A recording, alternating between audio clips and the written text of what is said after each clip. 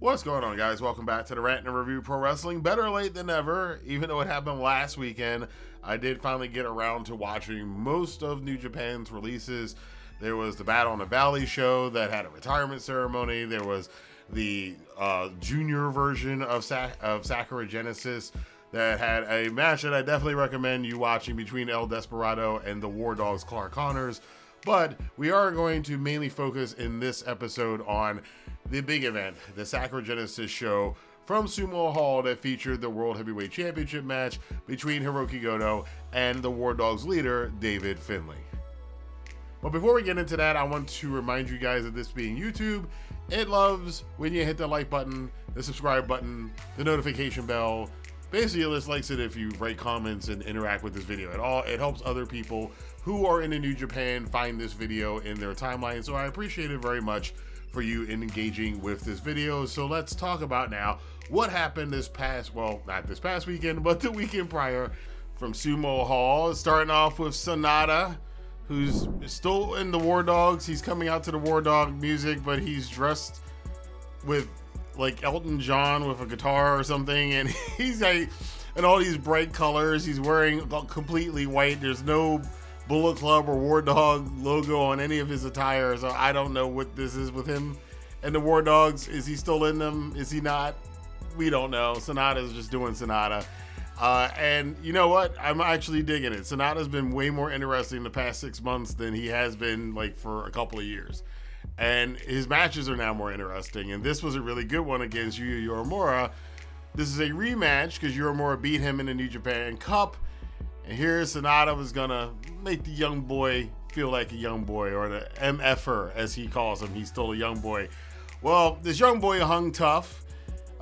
Sonata, I would say Sonata out-wrestled Uemura for most of this match. At one point in time, he's throwing Uemura into Milano Collection AT at the sound, and then he's bumping into him on purpose, and he throws him.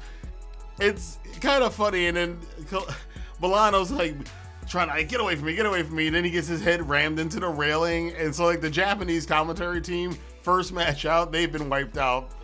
Walker and Chris Charlton on the English side, they're like trying to hide from all of this that's going on.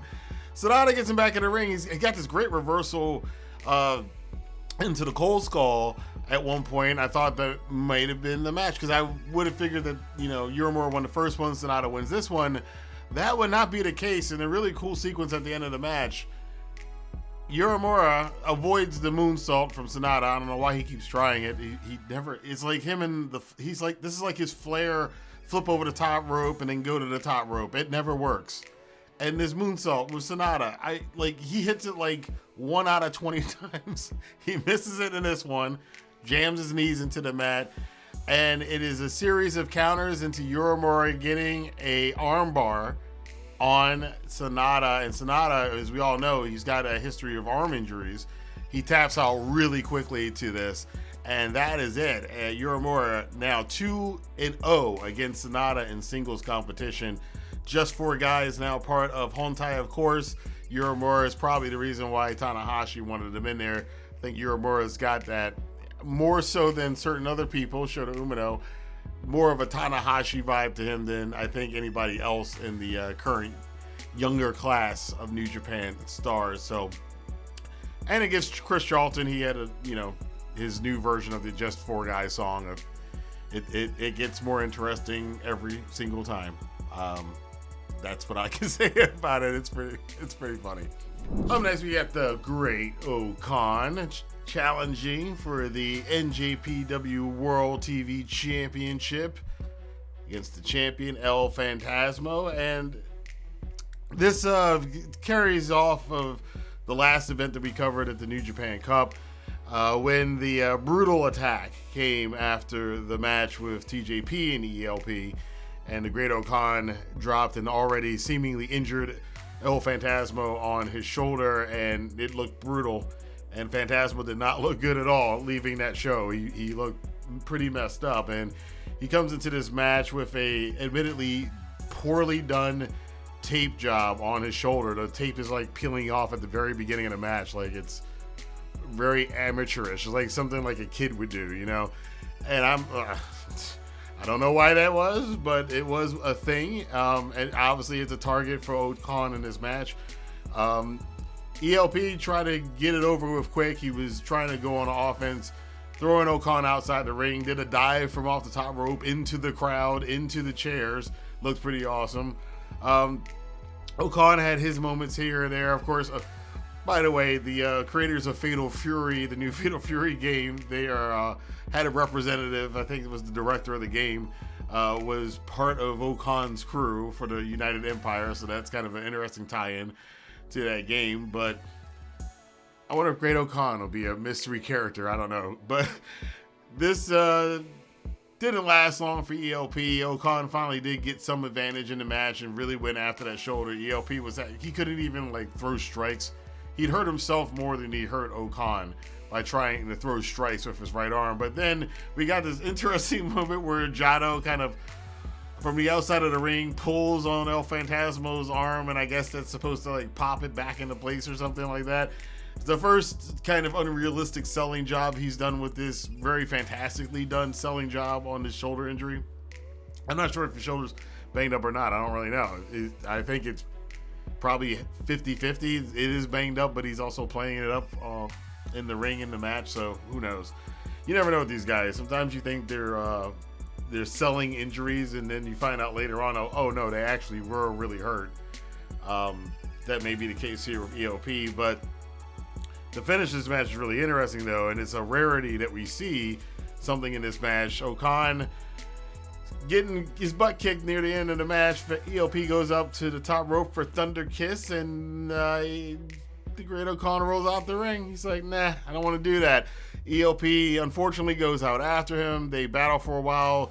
O-Khan's trying to hit ELP with the chair, and Goto kind of holds back, and then ELP's got the chair, and they're like, no, don't use it because you can get disqualified. And in New Japan, if you are a champion and get disqualified, you lose your championship. There is another way you can lose your championship in New Japan too, that again, we rarely ever see this, but the Great O-Khan took the advantage with the referee up to the 15 count and the 20 count, and he did his little DVD, whatever he calls his driver, onto the chairs that were kind of set up as a trap earlier in the match, onto the floor on ELP's shoulder. And then O-Khan rolls back in the ring. The referee's up to 18, 19. ELP isn't even moving, dude. 20 count. The Great O-Khan is the new NJPW World TV Champion on a countout victory. Again, very rare.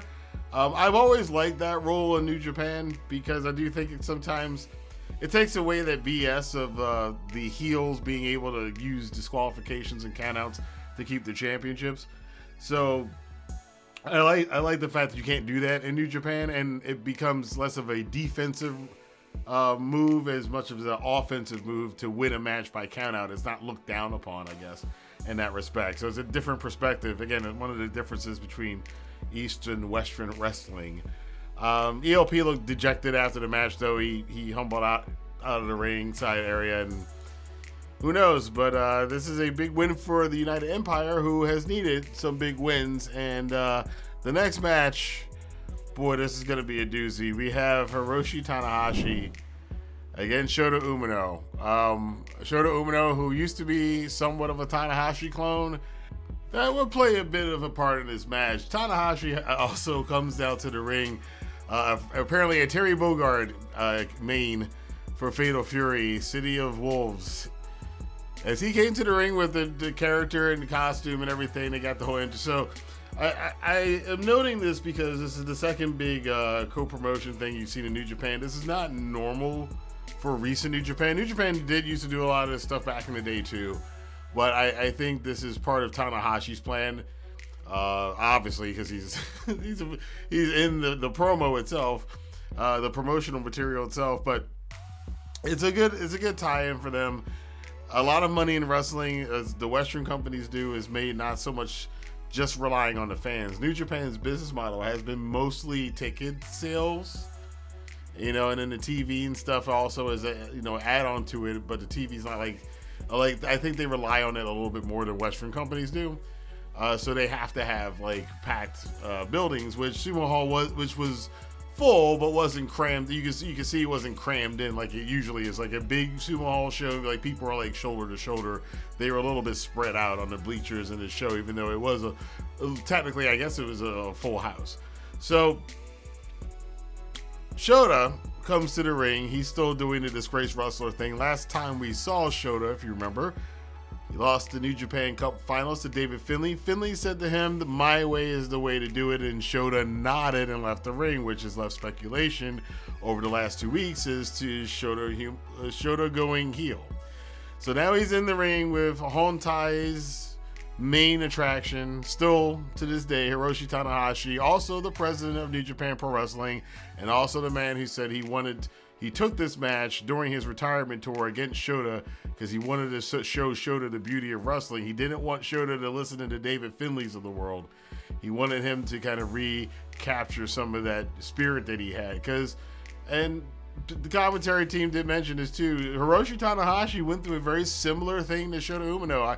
We call it, I guess we could call it the Cena-Tanahashi syndrome, because both of them suffered from it for a long time. They are the top guy in the business, in the company, and they are the biggest draw.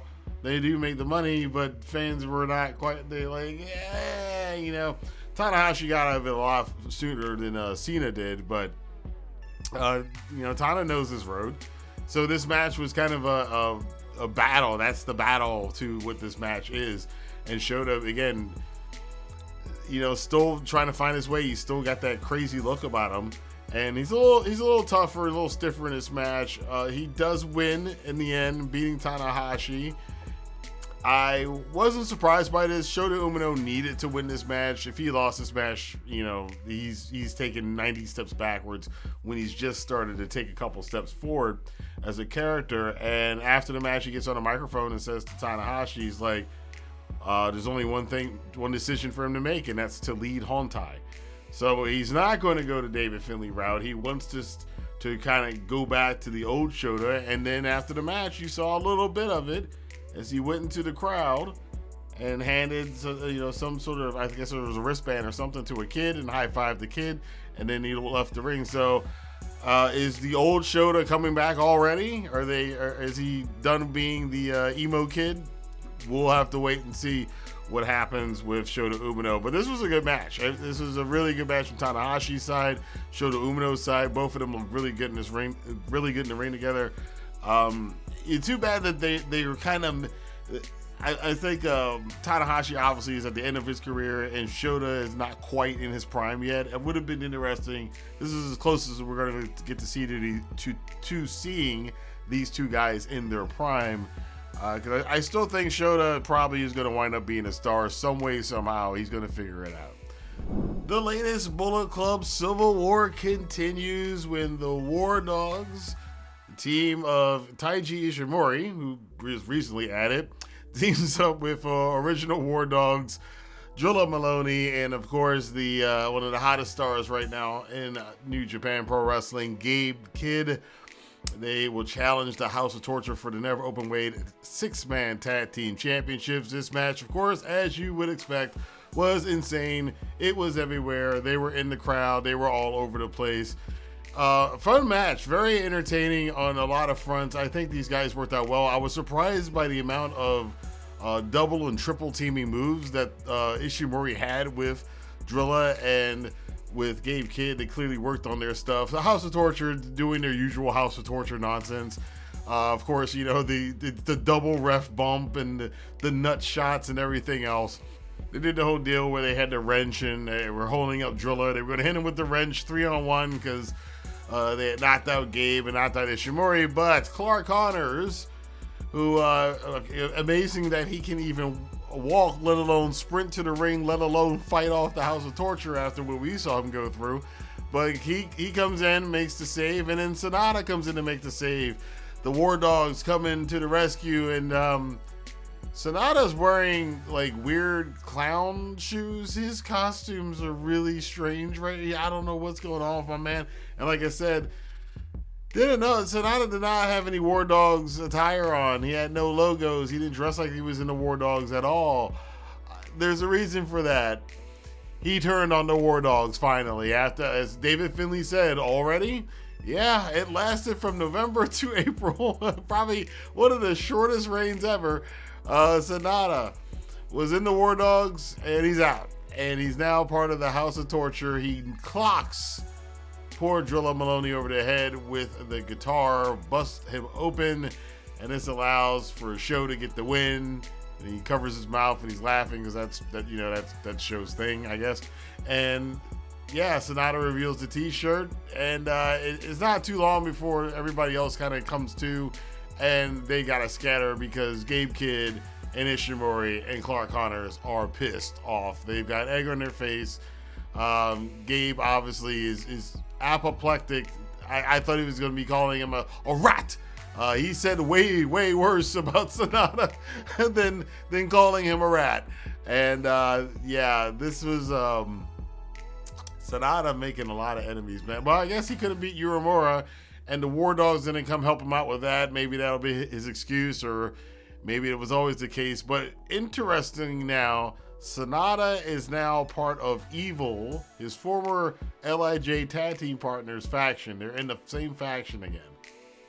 And Evil is now the leader over Sonata, or is that the case? We don't know. Sonata is, again, like I said, Sonata has been way more interesting in the last 6 months than he's been in the last, 2 years. And I'm here for the ride. And Gabe Kidd, again, getting one of the biggest pops. Kid's still on his way up.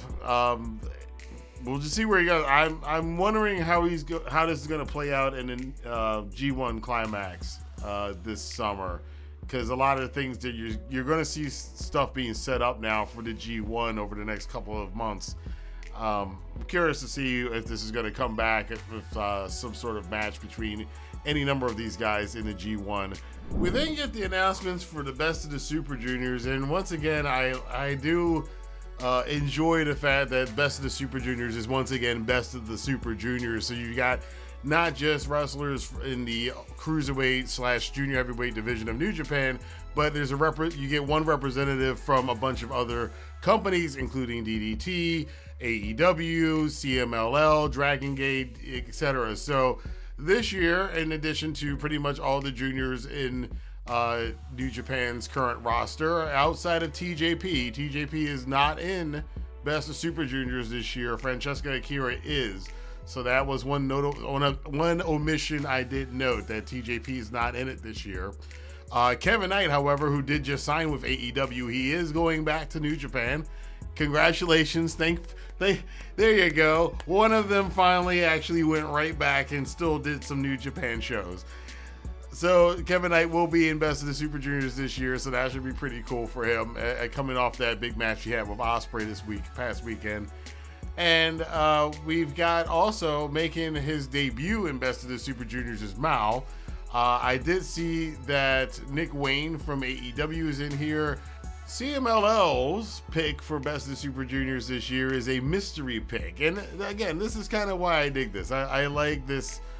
This is the Best of Super Juniors the way I remember it. As we went through those years where, because of many different reasons, New Japan just had to have their roster of juniors who had already wrestled each other 1,000 times be in Best of the Super Juniors for a while.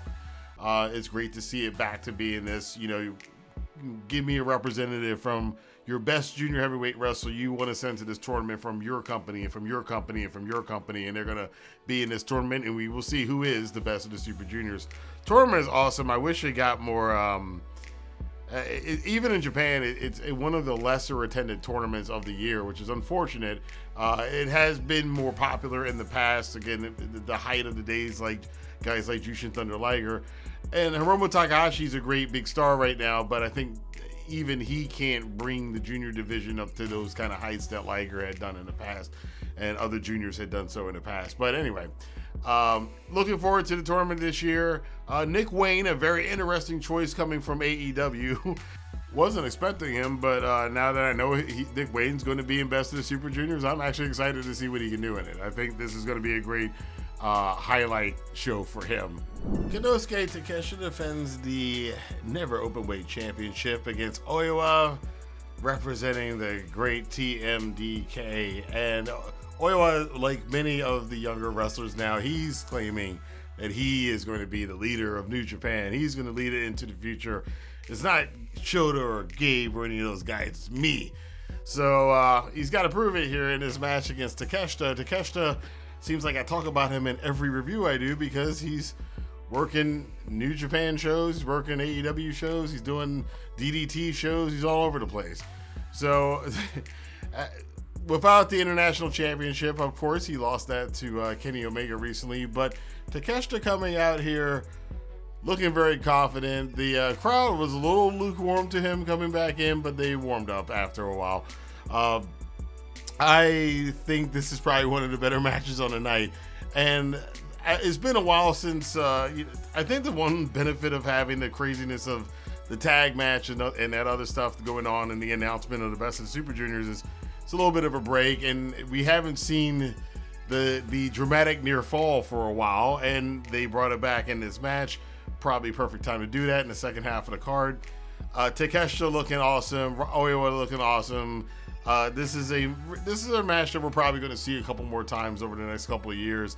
Takeshita does retain the Never Openweight Championship and makes history. He has now had more successful title defenses of the Never Openweight Championship than anybody who's ever held that championship. And that championship at this point has gone back a while, and at this point that championship does have a legacy to it. It is always going to be, even though they've wavered from this from time to time over the years, but mostly the Never Openweight Championship is known as a strong style title, as a BMF title, as you know, if you're fighting in a Never Openweight Championship match, most likely you're going to be in a very stiff fight. So that's what the title is known for. And Takeshita setting the record, I think he's at V5 now, so he's got another tough challenge coming up. They've got another show coming up, and he's going to be taking on Tanahashi. And Tanahashi, I think it's Tanahashi's last U.S. match ever, is going to be at Windy City Riot. So another thing to look out for. But Oiwa has nothing to. He didn't gain anything from this match. He didn't lose anything from this match. But I do think he may be getting lost in the shuffle a little bit with some of the young talent going on out there. But that's, hey, iron sharpens iron, and I'm sure we'll see some big stuff coming from Oiwa in the future. Callum Newman and Jeff Cobb of the United Empire team up to challenge the IWGP World Tag Team Champions from Los Ingobernables de Japón, Hiromu Takahashi and Tetsuya Naito. Naito, how this match got set up essentially during the New Japan Cup, Naito, who's kind of had a rivalry, not really, against Callum Newman. It's more Callum having the rivalry with Naito than Naito having the rivalry with Newman. But Newman's wanted to beat Tetsuya Naito this has been going on for a couple years now. He's never beaten Naito. He can't beat Naito. Again, in New Japan Cup this year, he couldn't beat Naito in round 1. Jeff Cobb, however, would beat Naito in round 2. In a match, people thought that was an upset. I didn't think it was an upset. Jeff Cobb is up there with they wrestled at Wrestle Kingdom. You know, he's up there. Jeff Cobb is definitely upper mid card. If not, it should be main event. But this tag team match was so much fun, though. Tendedero, even though it doesn't seem to be over with the Japanese crowd anymore, they didn't pop for it, but it didn't quite work. It was going to be hard for them to work against somebody as big as Jeff Cobb. Hiromu, a lot of his offense got thwarted by Cobb's size. Newman looked awesome, except for one part of the match where he takes a flip into the corner, and he kind of overdoes it. And the top of his legs hit the top rope, and he falls back, and you think he's going to clear it, but then he doesn't, and his back of his head and his neck just hit them. It looked horrible. It really looked nasty. I hope he's all right. He seemed to be all right. He's young. You can do that when you're 24 years old. You spring back to life like that. I guess he could take it, but that was sad to see. That hurt me to see, I should say. Jeff Cobb just, again, overpowering everybody in this match. There was a great spot, though, where he's going to go hit Naito with the Tour of the Islands, and all of a sudden, out of nowhere, Hiromu just counters it by just hurling his body into Naito, so Jeff Cobb falls backwards out of it. But that was a pretty cool sequence in his match. Jeff Cobb, though, Callum Newman, a little bit too much. And for the first time, Callum Newman, with a lot of assistance from Jeff Cobb, but Callum Newman does finally pin Tetsuya Naito. And not only does he pin Naito, he is now one half of the new IWGP Tag Team Champions. He is also apparently the youngest IWGP Tag Team Champion there's ever been. And I think current WWE GM Nick Aldis was the last one, if I'm not mistaken. Somebody correct me in the comments section if I'm wrong about that. But yeah, that was a fun match. I definitely recommend it. You're gonna have a good time. It's not the most technical match in the world, but again, you don't need the intensity. We just had Takeshita and Iowa, so this was a good, this is a different pace of match, and it's definitely gonna be a different pace of the match of what we're gonna see next, because God damn it, it's Evil. Evil is challenging for the Global Heavyweight Championship against Yota Tsuji. Let us all pray now. Let us all pray. So, of course, we get the usual House of Torture stuff. Actually, the 10 or 15 minutes before the House of Torture stuff started, this was a pretty decent match. To some extent, Evil's doing his evil nonsense.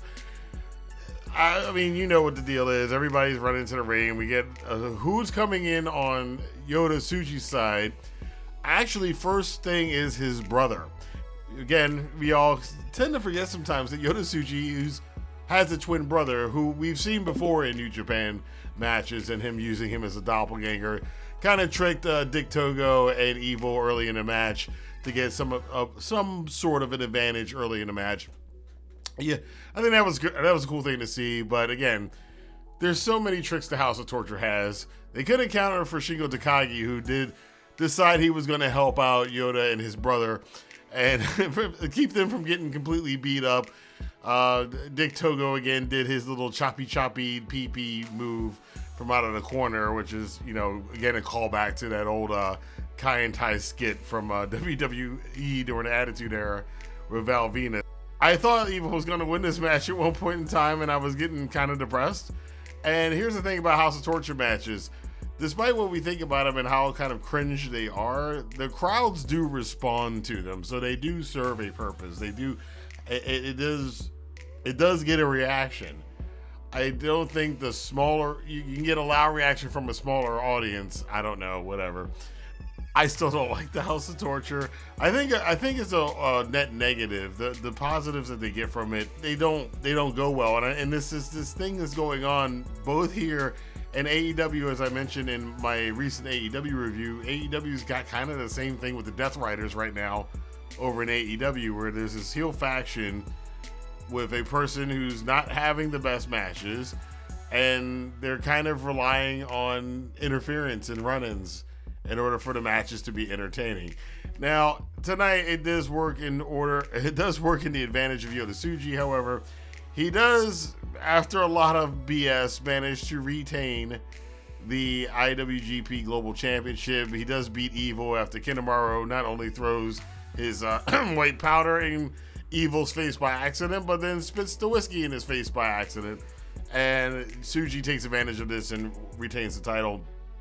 Afterwards, he's like, hey, let's go to my next challenger. Before he could even say his name, Yuya Uemura is already coming out. He already came out. Tsuji calls him out. He's standing on the apron behind him. He turns around. He's like, wow, you're already here. The exchange is brief, but this is another one of these new rivalries that we are seeing develop amongst the new future stars, and I guess they are the now stars of New Japan Pro Wrestling, the young new stars of New Japan Pro Wrestling. Uemura and Tsuji already have a history, shaved heads, Wrestle Kingdom losses, performance issues, comparing hairstyles, all kinds of stuff. Uemura, of course, unfortunately was injured. His big injury happened in his G1 match last year against Yota Tsuji. Tsuji's gone on to become an even bigger star in New Japan while Uemura was mending. Uemura's come back with a lot of fire, and now he's like, yeah, it's not even so much about the Global Championship. I just want to beat you because of what happened at the G1 last year. So Uemura, he already saying that this is beyond championships for him and Tsuji right now. it is a personal issue right now for Uemura. I don't think as much for Tsuji. I think Tsuji's kind of big boying Uemura a little bit with the smile and the smirk, and they're like, yeah, come on out, and you're my next challenger because I want it, not so much that you deserve it kind of thing. So can't wait to see that one. These guys have won. This is a new rivalry that we will probably be seeing for years in New Japan. And one thing about these New Japan rivalries, whether it's whatever generation you're coming from, whether it's the third generation or even recently with Okada and Tanahashi and their rivalry, you're always going to see these guys that are going to be linked together and you just know that they're going to have a lot of really fantastic matches. Tsuji's already seemed to got two with Uemura and Gabe Kidd that they're going to, anytime you see him facing either one of those guys, you know you're in for a great match. And that's the standard that we're hoping to see return to New Japan, and people are going to appreciate.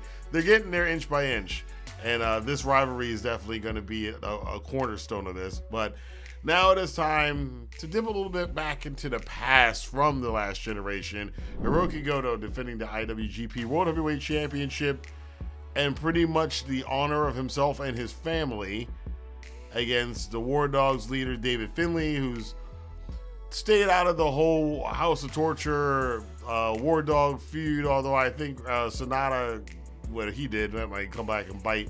That might pique Finlay's interest, but obviously tonight his focus is on becoming the IWGP World Heavyweight Champion, which would make him legitimately the first. He's a fourth generation wrestler. I think he'd be the first wrestler in his family to actually have a legitimate internationally recognized World Heavyweight Championship. Because Fit Finlay did not.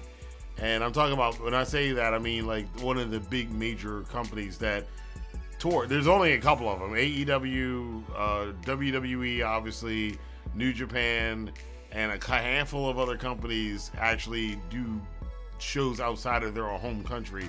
So to be a world champion in any one of those promotions is a fairly big deal for your career as a wrestler. The New Japan's world title scene has become a lot more interesting in the past couple of weeks with this particular matchup coming down the line, because if you go back 6 months to David Finlay and Hirooki Goto, then for Finlay's global championship and Finlay humiliating Goto in front of his kids, it's interesting to find out from English commentary and from some interviews that Finlay has done that part of this part of the background to this storyline is a real life experience he had when he was a kid, and he saw his dad Fit Finlay challenge Chris Jericho for the TV championship in WCW and lose the match, and little David Finlay was crying because his father let him down, and that's led to all of these really terrible fatherhood comments from Finlay, not only about his father but Goto as a father, making sure that Goto's children feel the same disappointment he felt as a kid. He doesn't even care about his own kid. He just had a kid, and he doesn't care about his own kid. He said his global championship was worth more to him than his kid. All these kind of terrible things. Finlay's an interesting character. Let's just be. I know I say that a lot, but Finlay is he's something else, man. Sometimes some of the stuff that comes out of that dude's mouth, I just wonder what kind of dark place have you been. Hirooki Goto. Flanked again, his kids at ringside, his son and his daughter watching this match, and I was just praying that please don't. I can see Finlay winning this championship tonight, but please don't do it in front of his kids. He needs to win this match. And fortunately, after a very exciting match, I would definitely recommend you checking this out. This is a fun New Japan main event. Not the greatest match of all time, but definitely a really, really good one and a great way to end the show. Back and forth. A lot of close calls here. Especially Finlay having some really crisp reversals. I don't think he gets enough credit for his counter wrestling. Finlay is one of the better counter wrestlers in wrestling right now. He had one reversal out of the Goto Revolution into a backslide that was so smooth you barely noticed it. And I'm just impressed by Finlay. I've been impressed by Finlay for at least a year or so now, and I think he's come along quite well. There's another highlight in the match that I want to get to too, is that there's a point they were going to repeat the table spot, and Finlay's setting the tables up in front of Goto's kids, and he's going to go throw his kid through the table, throw their dad through the table. Goto fortunately reverses it and dumps Finlay through the tables. It was a great looking spot. A little karma coming back there, or as Chris Charlton said, I was impressed by this. He mentioned Chekhov's gun. That's a great reference. Chekhov's gun, for those of you who don't know, is a literary technique, meaning that everything that's presented in a story must have a payoff, essentially. And that was a table spot there. So good eye out there. See, there's people in wrestling who think about narrative fiction and know it, for crying out loud. But yeah, the match ended again with 3 Goto revolutions to make sure. It wasn't one that was going to do it. Goto wanted 3. He wanted to make sure Finlay, that rabid dog, would stay down for good, and he did. Successfully defending the IWGP World Championship. Afterwards, he calls out Shota Umino, and the boos start coming. Shota comes to the ring. Half the crowd's booing him. Most of the crowd's booing him. There are some Shota supporters now, but as soon as they booed him, he turned around. He was going to go on. He's going to leave the ringside area. So Goto's like, no, come on. Shota comes back. He finally gets in the ring. They boo him again. He looks like he's about to leave again, but they stand there. Now, the interesting story here, and I know there are a lot of people who still hate Shota Umino and think he's a waste of time. I think it's going to take time. Like I said, it's going to take time for people to come around. I like what I see from Shota recently. I do wonder, however, that this is a bit of a backslide, because there was speculation about him turning heel, especially 2 weeks ago. Shota now seems to have said, no, I want to be I'm not going to be a heel. He's not going to turn heel, so that's out the question. And he's just going to be strong for Hontai, lead Hontai. This man really, really wants to be a babyface. Goto said, hey, because Tanahashi kind of gave the leadership of Hontai already over to Goto. So Goto is leading the faction. He is the world champion, but he said, look, why don't we have this match? So Shota, the disgraced wrestler, who's showing signs once again that he really wants to be that babyface. I don't know if this is a misdirection or not, and he's going to snap or something crazy is going to happen at this Chicago show. But he is now going to challenge Hirooki Goto for the IWGP Championship in Chicago. The fans booed again. The fans in the States online still were booing. I don't know. Shota, I think it's a mistake if Shota is walking back this apparent heel turn that he was on. The stoic, disgraced wrestler Shota Umino needs a little bit more time to cook. He was on to something good. If he's going back to like he did earlier and handing out bracelets to kids and high-fiving them, yeah, I think you're cutting the gimmick off too early. But then again, this may just be all misdirection in a setup. You don't know. Sometimes New Japan's clever with the stuff. Sometimes they're not. We'll see which way they work with this. But that is set up for next weekend. Windy City Riot. Shota Umino challenging for the IWGP World Championship against Hirooki Goto. We also got that 30-minute Iron Man match between Gabe Kidd and Tomohiro Ishii next weekend. A bunch of other stuff on that card. Konosuke Takeshita is going to defend the never title. I think it may or may not be a title defense, but he is going to face Hiroshi Tanahashi and Tanahashi's last match in the U.S. soil, and a bunch of other matches on that card. I will try to check that out. A lot of stuff happening with New Japan that we mentioned. We've gone over most of it in this video. This is a very long video, but I thank you guys for checking this out. What did you guys think of New Japan's Sakura Genesis show? Again, usually one of the better shows of the year for New Japan. I think the whole show was pretty good from top to bottom. It was very enjoyable. Sonata's heel turn was the dramatic highlight of the show.